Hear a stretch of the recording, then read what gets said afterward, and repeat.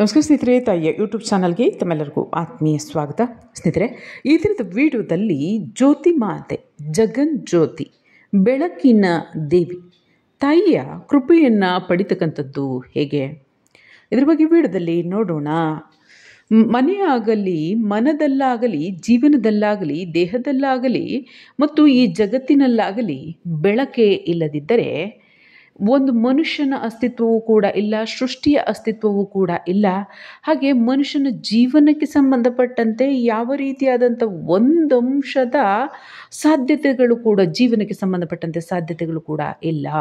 ಹೀಗಿದ್ದಾಗ ಜ್ಯೋತಿ ಮಾತೆಯ ಅನುಗ್ರಹವನ್ನು ಪಡೆತಕ್ಕಂಥದ್ದು, ದೇಹದಲ್ಲಿ ಆ ಪ್ರಕಾಶಮಾನತೆ, ಮನಸ್ಸಿನಲ್ಲಿ, ಬುದ್ಧಿಯಲ್ಲಿ, ವಿಚಾರದಲ್ಲಿ, ಕಾರ್ಯದಲ್ಲಿ ಪ್ರಕಾಶಮಾನತೆ, ಆತ್ಮದಲ್ಲಿ ವಿಶೇಷವಾಗಿ ಪ್ರಕಾಶಮಾನತೆ, ಈ ಭೂಮಂಡಲದ ಮೇಲೆ ಬದುಕ್ತಕ್ಕಂತಹ ವಿಧಾನದಲ್ಲಿ ಪ್ರಕಾಶಮಾನತೆ ಮತ್ತು ಲೋಕದಲ್ಲಿನ ಪ್ರಕಾಶಮಾನತೆ ಇದ್ದಂತಹ ಪಕ್ಷದಲ್ಲಿ ಜೀವನ ಸಾಧ್ಯ. ಈ ಒಂದು ದೇವಿಯ ಅನುಗ್ರಹವನ್ನು ಪಡಿತಕ್ಕಂಥದ್ದು ಹೇಗೆ? ಈ ಒಂದು ಸಕಾರಾತ್ಮಕ ಸ್ಥಿತಿ ಇಲ್ಲದಿದ್ದರೆ ಮನುಷ್ಯನ ಅಸ್ತಿತ್ವವೇ ಇಲ್ಲ. ಭೂಲೋಕದ ಕಾರ್ಯಗಳಾಗಿರ್ಬೋದು, ಭೌತಿಕ ಜೀವನದ ಆಚರಣೆ ಆಗಿರ್ಬೋದು, ಆಧ್ಯಾತ್ಮಿಕ ಲೋಕದ ಆಚರಣೆ ಆಗಿರ್ಬೋದು, ಯಾವುದೂ ಕೂಡ ತಾಯಿಯ ಅನುಗ್ರಹ ಇಲ್ಲದಿದ್ದಂಥ ಪಕ್ಷದಲ್ಲಿ ಸಾಧ್ಯವೇ ಇಲ್ಲ. ಹಾಗಿದ್ಮೇಲೆ ಈ ವಿಡಿಯೋದಲ್ಲಿ ವಿಷಯವನ್ನು ತಿಳಿಯೋಣ.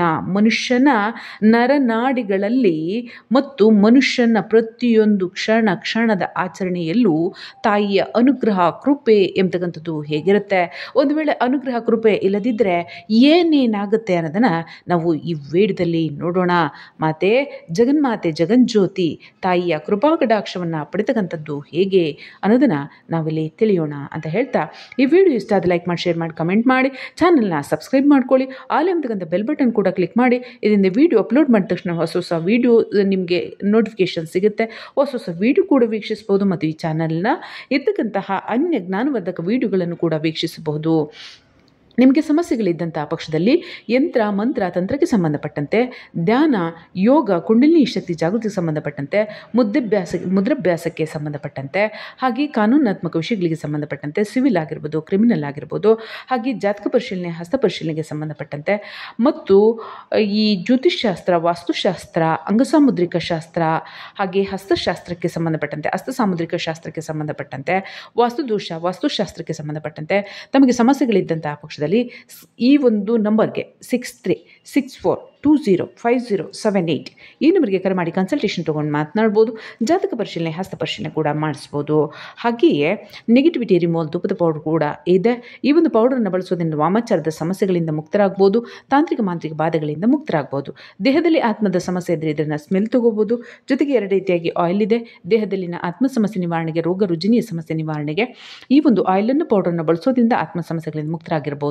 ಹಾಗೆಯೇ ಲಕ್ಷ್ಮೀಕೃಪಾ ಪ್ರಾಪ್ತಿ ತುಪ್ಪದ ಪೌಡರ್ ಲಭ್ಯ ಇದೆ. ಇದನ್ನು ಹಣಕಾಸಿನ ಅರ್ಜನೆಗೆ ಸಂಬಂಧಪಟ್ಟಂತೆ ಮನೆಯಲ್ಲಿ, ಅಂಗಡಿ ಮಳಿಗೆ, ಮುಂಗಟ್ಟು ಸ್ಥಳಗಳಲ್ಲಿ ನೀವು ಹಾಕೊಳ್ಳೋದ್ರಿಂದ ಹಣಕಾಸಿನ ಅನುಕೂಲ ಆಗ್ತಾ ಬರುತ್ತೆ. ವಾಮಾಚಾರದಿಂದ ಬಂಧನ ಮಾಡಿದರೆ ಅಂಥ ಸಮಸ್ಯೆ ಎಲ್ಲ ಬಿಡುಗಡೆ ಆಗುತ್ತೆ. ನಿರಂತರವಾಗಿ ಬಳಸ್ತಕ್ಕಂಥದ್ದು ಅವಶ್ಯಕ.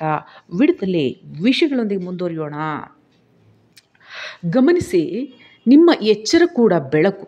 ಅಂದರೆ ನೀವು ಪ್ರತಿದಿನದ ಪ್ರಾರಂಭ ಏನಿದೆ, ನೀವು ವಿಶ್ರಾಂತಿಯನ್ನು ಪಡೆದ ನಂತರ ಮತ್ತು ಈ ಭೂಮಿ ಮೇಲೆ ಜನ್ಮವನ್ನು ಪಡೆದ ನಂತರ, ಕಣ್ಣು ಬಿಟ್ಟ ನಂತರವೇ ನಿಮ್ಮ ಜೀವನ ಎಂಬತಕ್ಕಂಥದ್ದು ಪ್ರಾರಂಭ. ಅದರ ಅರ್ಥ ಏನು?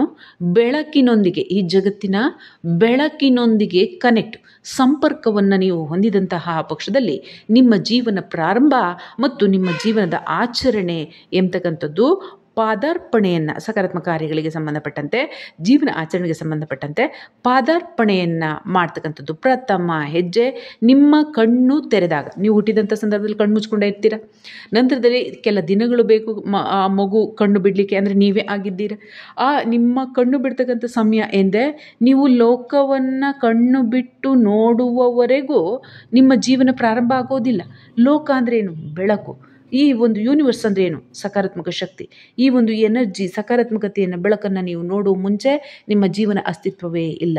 ನಿಮ್ಮ ಕಣ್ಣು ಬಿಟ್ಟ ನಂತರ ಎಲ್ಲ ರೀತಿಯಾದಂಥ ಬೆಳವಣಿಗೆ, ಆ ಒಂದು ಮಗು ಬೆಳೀತಕ್ಕಂಥದ್ದು, ಆಹಾರ ಸೇವನೆ ಮಾಡ್ತಕ್ಕಂಥ, ಮಾತಾಡ್ತಕ್ಕಂಥದ್ದು, ನೋಡ್ತಕ್ಕಂಥದ್ದು, ನುಡಿತಕ್ಕಂಥ ಪ್ರತಿಯೊಂದು ಕೂಡ ಆಗುತ್ತೆ. ಹಾಗೆಯೇ ನೀವು ದೊಡ್ಡವರಾದ ನಂತರದಲ್ಲೂ ಕೂಡ, ನಿಮ್ಮ ವಿಶ್ರಾಂತಿಯ ನಂತರದಲ್ಲಿ ನೀವು ಕಣ್ಣನ್ನು ತೆರೆದಂತಹ ಸಂದರ್ಭದಲ್ಲೇ ಜೀವನ ಎಂಬತಕ್ಕಂಥದ್ದು ಮುಂದುವರಿತಕ್ಕಂಥದ್ದು. ಅಂದರೆ ಬೆಳಕು ಎಂಬತಕ್ಕಂಥದ್ದು ಪ್ರತಿ ಕ್ಷಣ ಕ್ಷಣದಲ್ಲೂ ಕೂಡ ಈ ಮನುಜ ಜೀವ ಸಂಕುಲಕ್ಕೆ ಮಾತ್ರವಲ್ಲದೆ ಇರ್ತಕ್ಕಂಥ ಪ್ರಾಣಿ ಪಕ್ಷಿ ಜೀವ ಜಂತುಗಳ ಸಂಕುಲಕ್ಕೂ ಕೂಡ ಆಧಾರವಾಗಿರ್ತಕ್ಕಂಥದ್ದು. ಸೂರ್ಯದೇವ ಇಲ್ಲ ಅಂದರೆ ಈ ಜಗತ್ತು ಕತ್ತಲೆ. ಸೂರ್ಯದೇವ ಇಲ್ಲ ಅಂದರೆ ಈ ಜಗತ್ತು ಕತ್ತಲೆ, ಯಾವ ಜೀವಗಳು ಕೂಡ ಬದುಕಲಿಕ್ಕೆ ಆಗೋದಿಲ್ಲ. ಸೂರ್ಯದೇವ ಅಂದ್ರೇನು? ಬೆಳಕು, ಪ್ರಕಾಶಮಾನತೆ. ಆ ಸೂರ್ಯದೇವನಿಗೆ ಆಧಾರ ಯಾರು? ಜಗಜ್ಯೋತಿ, ಜಗನ್ಜ್ಯೋತಿ, ಆ ಪರಮೇಶ್ವರಿ, ಆದಿಪರಾಶಕ್ತಿ, ಜಗನ್ಮಾತೆ, ಬೆಳಕಿನ ದೇವಿ. ಆ ತಾಯಿಯ ಕೃಪಾ ಕಟಾಕ್ಷ ಇಲ್ಲದೆ ಮನುಕುಲ ಆಗಿರ್ಬೋದು, ಪ್ರಕೃತಿಯಲ್ಲಿನ ಜೀವರಾಶಿ ಆಗಿರ್ಬೋದು, ಯಾವ ಜೀವನದ ಕಲ್ಪನೆಯೂ ಕೂಡ ಇರೋದಿಲ್ಲ. ಹಾಗಿದ ಮೇಲೆ ಸೃಷ್ಟಿಯಲ್ಲಿ ಈ ಭಗವಂತ ಪ್ರಕಾಶ, ಈ ಬೆಳಕು ಎಂಬತಕ್ಕಂಥ ಹೊಂಬೆಳಕು ಎಂಬತಕ್ಕಂಥದ್ದನ್ನು ಇಟ್ಟಿದ್ದಾರೆ. ಹೀಗಿದ ಮೇಲೆ ಈ ದೇಹದಲ್ಲಿನ ಅಗ್ನಿಜ್ವಾಲೆ, ಅಗ್ನಿತಾಪ, ಅಗ್ನಿತತ್ವ ಎಂಬತಕ್ಕಂಥದ್ದೇನಿದೆ ಇದು ಬೆಳಕು ಮತ್ತು ಶಾಖಗಳ ಸಮ್ಮಿಶ್ರಣ. ಹಾಗಾಗಿ ಈ ಜೀವಿತವಾಗಿದೆ ಅಂದರೆ ಇಲ್ಲಿ ಅಗ್ನಿತತ್ವ ಇದ್ದಂತಹ ಪಕ್ಷದಲ್ಲಿ, ಅಂದರೆ ಬೆಳಕು ಇದ್ದರೆ ಉಸಿರು, ಹಸಿರು. ಬೆಳಕು ಇಲ್ಲದಿದ್ದರೆ ಆ ಜೀವವನ್ನು ನೀವು ನೋಡಿ, ಯಾವುದಾದ್ರೂ ದೇಹದಲ್ಲಿ ಜೀವ ಹೋಯ್ತಾ ಅಂತ ಕೇಳಿದ್ರೆ ದೇಹ ತಣ್ಣಗಾಗಿರುತ್ತೆ. ಅಂದರೆ ಅಗ್ನಿತಾಪ ಇಲ್ಲ, ಬೆಳಕು ಕೂಡ ಇಲ್ಲ. ಇದರರ್ಥ ಏನು? ಮನುಷ್ಯನ ಜೀವನದ ಆಧಾರ ಈ ಪ್ರಕಾಶಮಾನತೆ, ಅಗ್ನಿತತ್ವ. ಅದಕ್ಕೆ ಸಾಕಾರವಾಗಿರ್ತಕ್ಕಂಥದ್ದು ಬೆಳಕು. ನೀವು ಗಮನಿಸಿ, ದೀಪದಲ್ಲಿ ಶಾಖ ಕೂಡ, ಬೆಳಕು ಬರ್ತಾ ಇದ್ದರೆ ಶಾಖ ಕೂಡ ಉತ್ಪನ್ನವಾಗುತ್ತೆ, ಹಾಗೆ ಬೆಳಕು ಕೂಡ ಉತ್ಪನ್ನವಾಗುತ್ತೆ. ಅಂದರೆ ಬೆಳಕಿಗೆ ಶಾಖ ಪೂರಕ, ಈ ಶಾಖಕ್ಕೆ ಬೆಳಕು ಪೂರಕ.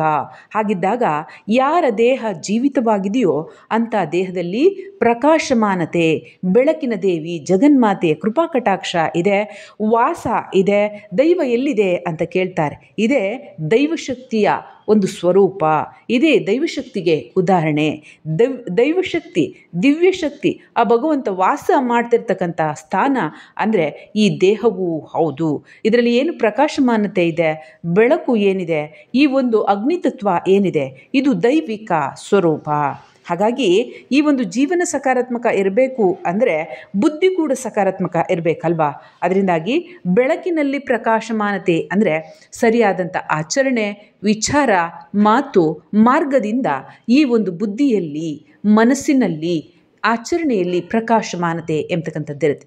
ಹಾಗಾಗಿ ಒಂದು ಆತ್ಮ ಕಲ್ಯಾಣಕ್ಕೂ ಸಂಬಂಧಪಟ್ಟಂತೆ, ಜೀವದ ಕಲ್ಯಾಣಕ್ಕೂ ಸಂಬಂಧಪಟ್ಟಂತೆ ಈ ಒಂದು ಉದ್ಧಾರ ಎಂಬತಕ್ಕಂಥದ್ದೇನಿದೆ, ಸಕಾರಾತ್ಮಕ ಲೋಕಗಳಿಗೆ ತೆರಳಲು, ಒಂದು ಸ್ವರ್ಗ ಆಗಿರ್ಬೋದು ಅಥವಾ ಪ್ರಕಾಶಮಾನ ಲೋಕಗಳಿಗೆ ಆಗಿರ್ಬೋದು ತೆರಳಬೇಕು ಅಂದರೆ ಆ ಪ್ರಕಾಶಮಾನ ದೇವಿ, ಆ ಜಗನ್ಮಾತೆ ಜ್ಯೋತಿಮಾತೆಯ ಕೃಪೆಯನ್ನು ಪಡೆಯಬೇಕು. ಇಲ್ಲದಿದ್ದರೆ ಕುಕರ್ಮಗಳನ್ನು ಮಾಡಿಕೊಂಡು ಸುಳ್ಳು, ವಂಚನೆ, ಮೋಸ, ಅನ್ಯಾಯ, ಅತ್ಯಾಚಾರ, ಭ್ರಷ್ಟಾಚಾರ, ಕೊಲೆ, ಸುಲಿಗೆ ಇತ್ಯಾದಿ ಪಾಪಕೃತ್ಯಗಳನ್ನು ಮಾಡಿ ಜೀವ ಕತ್ತಲೆ ಲೋಕಕ್ಕೆ ಹೋಗುತ್ತದೆ, ಅಂದರೆ ನರಕಕ್ಕೆ ಪ್ರಾಪ್ತಿಯಾಗುತ್ತದೆ. ದೋಷ ಇತ್ಯಾದಿಗಳ ಕಾರಣದಿಂದ ಶಿಕ್ಷೆಗೆ ಒಳಪಡುತ್ತದೆ. ಅದೇ ಜಗನ್ಮಾತೆ ಬೆಳಕಿನ ದೇವಿಯನ್ನು ಪೂಜಿಸಿದರೆ ಸತ್ಯ, ನ್ಯಾಯ, ಧರ್ಮ, ನೀತಿ, ಆಚರಣೆಯಲ್ಲಿ ಸಕಾರಾತ್ಮಕತೆ, ಆಚರಣೆಯಲ್ಲಿ ಭಕ್ತಿ, ಶುದ್ಧತೆ, ಒಂದು ಪವಿತ್ರತೆ ಎಂಬತಕ್ಕಂಥದ್ದನ್ನು ನಾವು ಕಾಣ್ತೇವೆ.